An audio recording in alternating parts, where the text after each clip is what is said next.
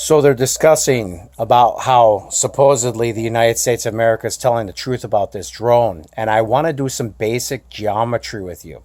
Geometry is important because you have to think of the S-300 system as it sits. So Iran used the S-300 system, most likely, right? Because the system's great and it's perfunct for knocking down stuff like this.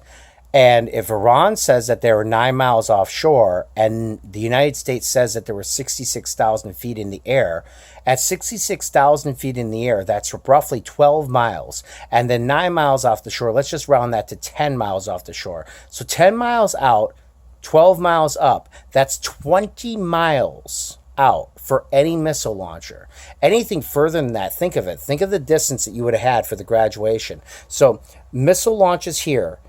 The drone is way up here. The distance between here and here is 20 miles. Even if it was moving, its targeting lock-on structure for the S-300 system is at its maximum range at 20 miles. So had they been out as far as the United States is saying at almost 20 miles here, it would have been 20 miles by 12 miles, which would have been 32 miles, which would have increased this amount here because of the drop here, which would have made it almost 40 miles between. And that ability for the S-300 system to hit at 40 miles in the air and a precision like that doesn't occur.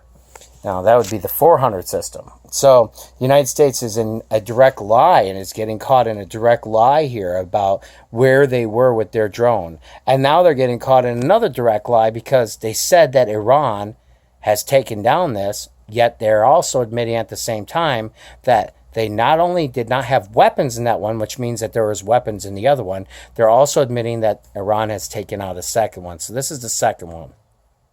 And so if this is a $131 million drone and the other one was $131 million, Donald Trump just sunk $250 million into the ocean and we're not even at war.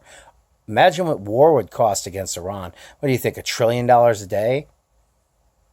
Not to mention all the dead people. I mean, you'd have dead bodies everywhere. Because let me tell you, once you bring this idea of Zionistic Christianity against the idea that Iran doesn't have a right to be who they are, oh, there'll be just freaking bloodshed everywhere. It'll be in Afghanistan, Kazakhstan, Pakistan. Oh, they'll just be attacked. There'll be bloodshed everywhere. There'll be videos on the internet, people's heads getting cut off, people being drowned.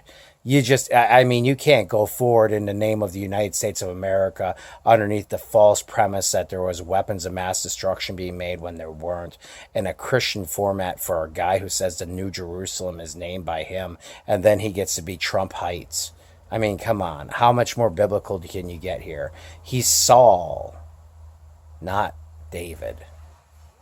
God bless him. Boy, that system couldn't have hit. Think of the mathematics on it, just basic geometry. The S-300 system could not have hit anything much further out than that. Period. It's a good system. It's one of the best systems out there. You got to thank Russia for making good stuff. But reality is where the truth sets in. Our government's lying. God bless God.